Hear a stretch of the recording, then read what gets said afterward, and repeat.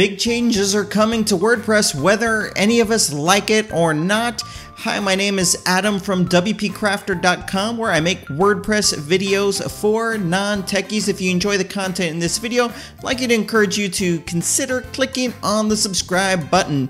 This video is going to be about one thing, whether you've heard about it or not. It is coming and you can start using it now, and it is called Gutenberg.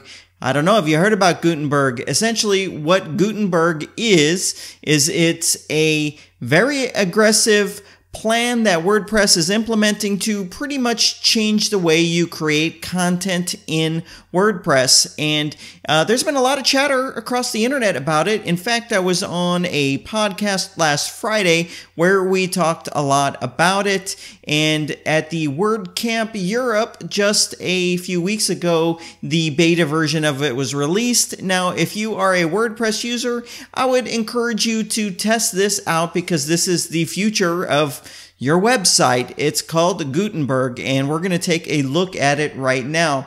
Now, traditionally with WordPress, the way you create content is in that little box, and whether you knew it or not, that is called TinyMCE, which is old and outdated, and WordPress feels the pressure of competing with these other website builders, namely Wix and Squarespace, and what's that other one where Shopify. They feel the pressure to have a better user experience for people using WordPress. And I've really come to the realization, two core things about WordPress that I've always thought, and now I know them to not be true. Number one, WordPress is not cheap. So if you want an e-commerce store, it's going to cost you some money on different plugins that you might need. So it's not this free or really cheap solution. You're going to spend a little bit of money. It'll be worth it, and it's probably a lot less expensive than the alternatives, and it's going to be much better, but it's going to cost you some money. And number two with WordPress is it's not easy. Now, for me, I'm in a bubble, I'm using it so long, it seems easy to me, but there's a lot of things that are not intuitive and not easy about WordPress, especially if you have an active site and you have a bunch of different plugins and you're trying to get them all working together and to behave.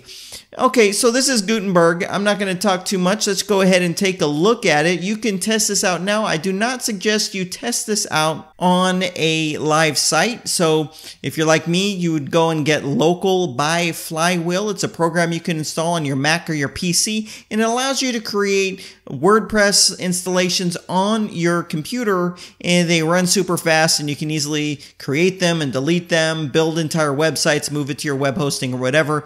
I do have a few videos on it, and it's totally free. You can't beat that. Just Google Local by Flywheel, or I'll maybe toss a link down below. Why not? Anyways, log in, go to plugins, add new, do a search for Gutenberg, and the first warning right here, it says this is beta software, do not run on real sites. I'm going to go ahead and click on install, and then I'll go ahead and activate it. Now, right now, they are in the beta testing phases of this, but it's been under development for a year.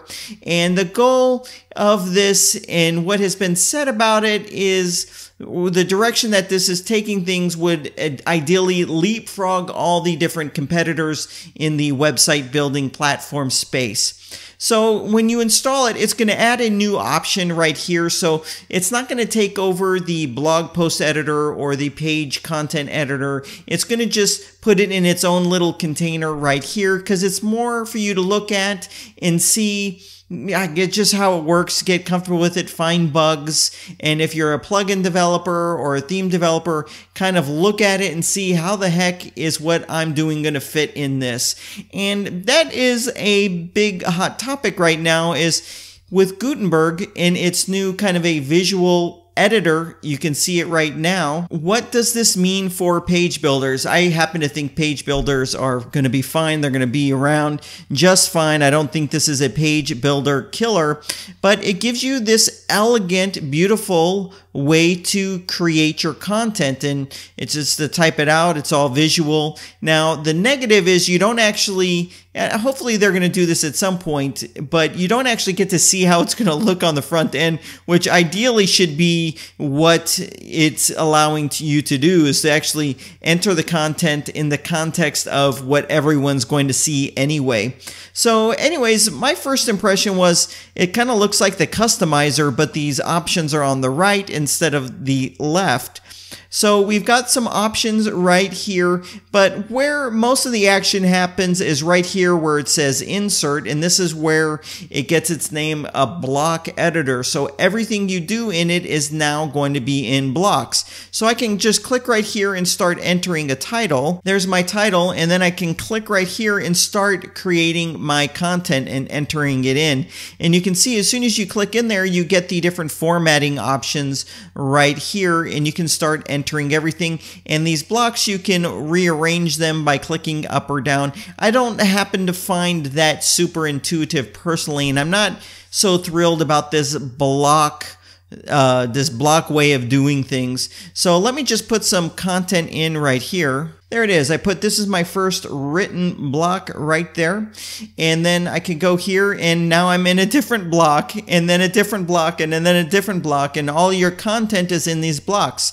But then here is where it's a little different. I can click this little plus right here, and here are different blocks that you can drag into your content. So you have the text block. Obviously, this is what I'm in. You have an image, a gallery, a heading, a quote, a list, a cover image. So these are all things you could do already in WordPress, but you would just do it a little differently.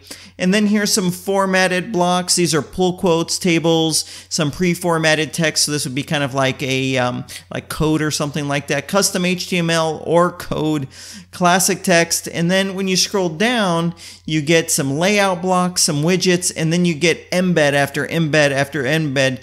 Before, you would just, for YouTube, you just paste your link in and it would automatically do everything for you. But with this, it's a block that you would just go ahead and drag in. And then there's a search option right here. They're actually on the, I think this is like the third beta of this, public beta. I'm sure there's been many revisions that they've had in the past. This is the third one that's been out there. There's a lot of people talking about it. I really encourage you to check it out, but it's kind of hard, you know, to think about what this means for WordPress. Now, when this does come out, it's not going to be backwards compatible. So that means if you implement it on your site and all of your content gets converted into it, you're not going to be able to go back unless you had a backup of how it was before you upgraded. So once you move forward, there's no moving backwards, but you always want to definitely move forward. And this is actually very, very controversial, this new editor. There's a lot of dialogue on why are they going this direction. I know they need to go in a new direction, but why this direction? Is this really what people want?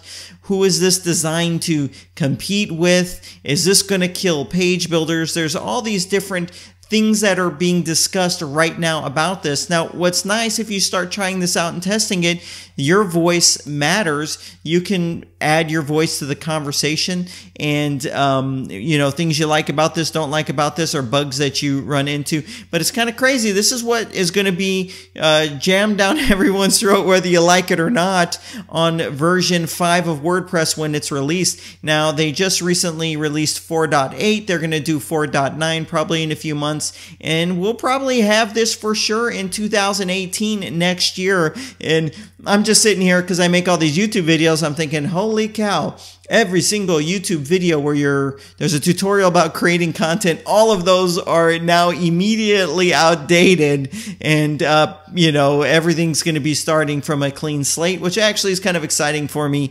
anyway. So anyways, I will put a link down to Gutenberg down below where you can read about it. I'd encourage you to go ahead and test it out, and why don't you add down below in the comment section what you think about Gutenberg and how it might fit into page builders, and how it might just fit into WordPress. It's just a totally different way of doing things. When I was really looking at this a few days ago, it made me feel pretty uncomfortable. But that's okay. You know, change is going to be good. Hopefully it ends up maturing a lot before it gets released and we're all now using this. But I think I'm going to miss the old editor, even though it's outdated some.